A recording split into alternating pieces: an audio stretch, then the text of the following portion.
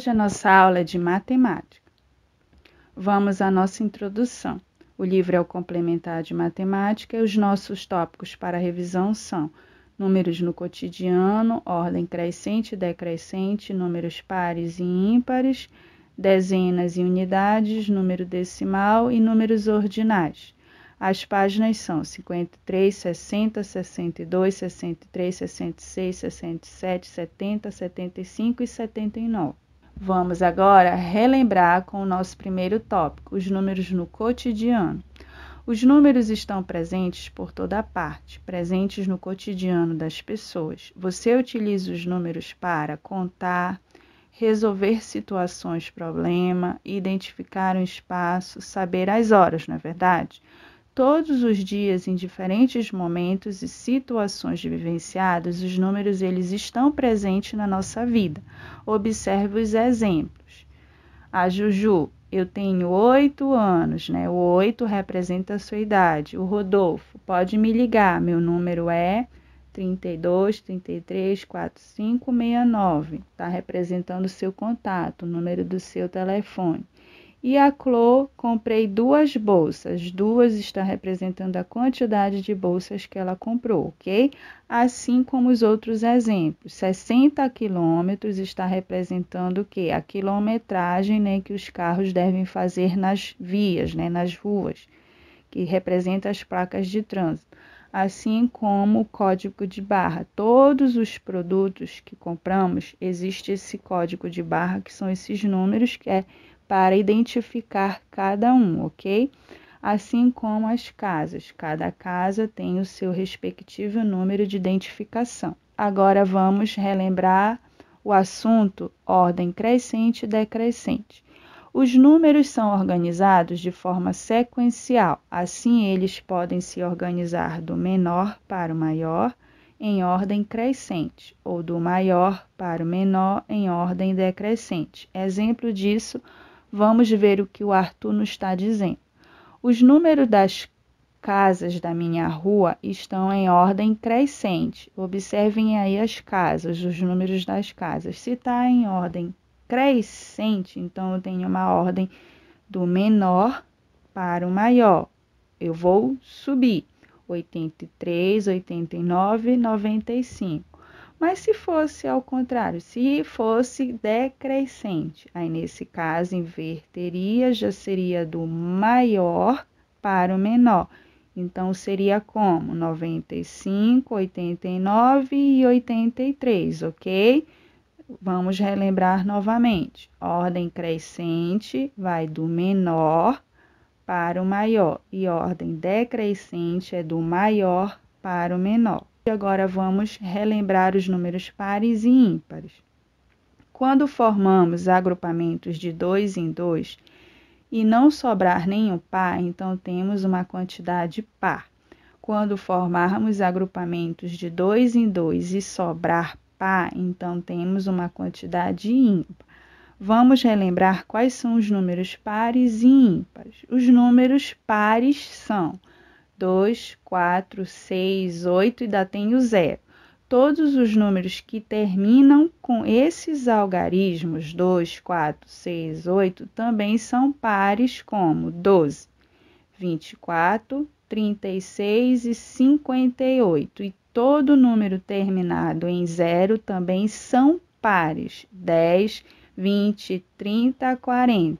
Lembra que a tia explicou isso em sala, então todo número que sempre terminar em 0, 2, 4, 6 e 8, eles são pares, ok?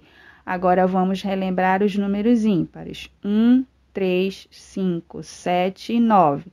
Logo, todos os números terminados com esses algarismos também são ímpares. Exemplo, 11.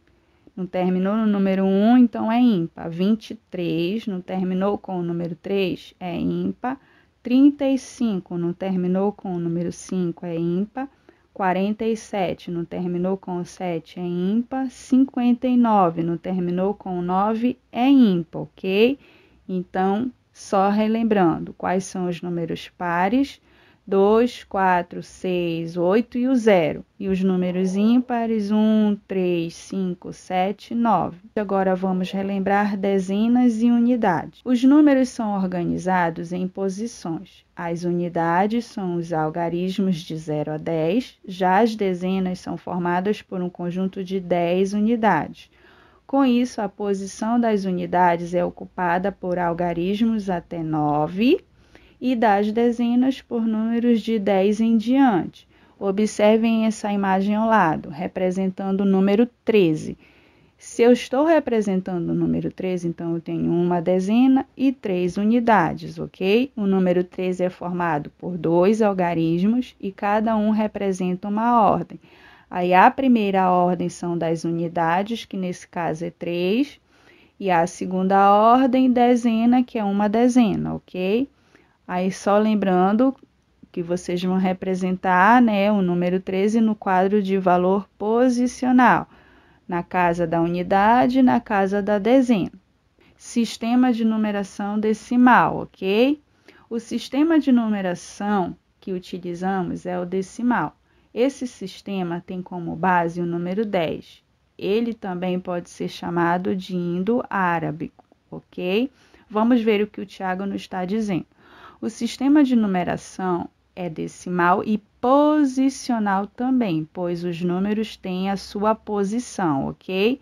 Exemplo disso, esses fósforos aí estão sendo representados, né, por uma dezena cada. Então, se eu tenho uma dezena cada, então ao total eu tenho 2 dezenas aí. Se eu tenho 2 dezenas, então eu tenho quantos fósforos? 20, ó. A partir daí surge a definição de dezena, ou seja, agrupamentos de 10 unidades, ok? Então, uma dezena, 10, 2 dezenas, 20, 3 dezenas, 30 e assim sucessivamente. Exemplo ao lado está representando o número 31. Vamos colocar no quadro de valor 31, uma unidade, na verdade, na primeira ordem. E quantas dezenas? 3, ok? 3 dezenas ou 30 unidades. Essa é a representação do número 31 no quadro de valor. Agora vamos relembrar outro tópico, as centenas. As centenas são números formados por 3 algarismos. Nelas estão os números compreendidos entre o 100 até o 999, que são formados por centenas, ok?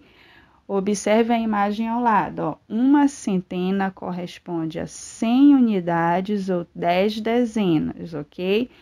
Lembra que na dezena, né, uma dezena, 10, 2 dezenas, 20, só que agora a gente vai representar por centena. Então, uma centena é 100, 2 centenas, 200, 3 centenas, 300, ok? A gente já aumentou. Vamos ver o que as nossas coleguinhas estão falando, né? A Helena e a Tuane. Bora ver o que a Helena está perguntando. Como foi a viagem, Tuane? Bora ver o que a Tuane respondeu. Foi muito boa. Tenho uma centena de novidades para contar para vocês. Então, se ela tem uma centena, ela tem quantas novidades para contar? 100, ok? Ela tem 100 novidades para contar. Ainda com as centenas. Observe as centenas exatas. Olhem aí. 100, 200, 300, 400, 500, 600, 700, 800 e 900, ok? Observe a outra imagem do lado. A ordem no quadro de valor posicional com a centena fica da seguinte forma. Nesse caso, o quadro de valor ele vai aumentar mais uma casa, ele vai aumentar mais uma ordem. Aí vai continuar, primeira ordem unidade, segunda ordem dezena e terceira ordem centena.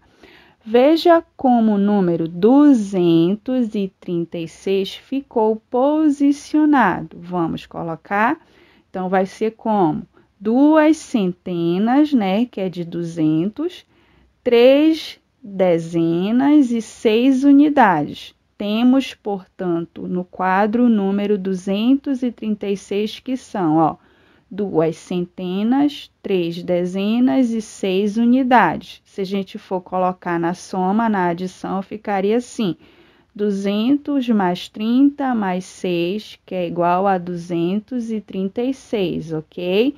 Aí, só lembrando que na centena, o quadro de valor aumenta mais uma ordem. Vamos ter a terceira ordem, que é centena, dezena e unidade. Observe alguns exemplos da leitura escrita das centenas. Nesse caso aqui, o número que está sendo representado é o 103. Aí, colocando ele no quadro de valor, 1 centena, 0 dezena e 3 unidades. Agora, vamos relembrar o nosso último tópico, números ordinais. Os números ordinais indicam que a posição dos objetos, pessoas ou coisas estão presentes em diferentes situações do nosso dia a dia. Vamos observar essa imagem. Eu fui o primeiro a entrar na sala. Normalmente, né, sempre tem um de vocês que falam isso. Tia, cheguei primeiro. Então, os números ordinais vão representar isso, né? Uma posição, uma ordem, uma sequência. Primeiro, segundo, terceiro, quarto, quinto, sexto, sétimo, oitavo, ok? Vamos relembrar a nomenclatura dos números ordinais.